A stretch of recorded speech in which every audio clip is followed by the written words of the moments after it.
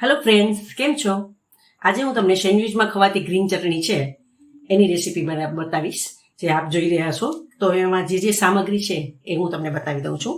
આમાં મેં મગફળીના બી લીધા છે અડધો બાઉલ, દાળિયા લીધા છે, જીરું છે 2 ચમચી, તલ છે 2 ચમચી, મીઠું છે, ખાંડ છે, લસણની કળી છે, હિંગ છે, સંચળ પાવડર છે, કોથમરી છે. તો કોથમરી ખાસ આપણે દાંડલા છે લઈએ છીએ કે એનો સ્વાદ ખૂબ સરસ આવે છે. ફુદીનાના પાન છે, લીલો લીમડો છે અને બરફના કટકા છે. તો જે જારમાં બધું એક સામટું આપણે મિક્સરમાં નથી દળી લેવાનું, વારાફરતી આપણે એને દળવાની છે. તો સૌપ્રથમ લીંબુનો રસ લીધો છે, એ છેલ્લે આપણે એડ કરીશું. તો સૌપ્રથમ આપણે મગફળીના બી છે અને દાળિયા છે એને પહેલાં મિક્સરમાં ચર્ન કરી લેશું. ત્યાર પછી એમાં આદુ મરચાં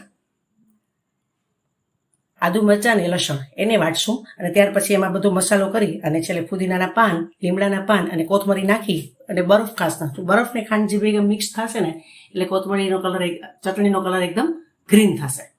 તો હવે હું તમને બતાવવા જઈ રહી છું ચટણી બનાવીને, આપ જોશો. તો તૈયાર છે સેન્ડવિચની ગ્રીન ચટણી.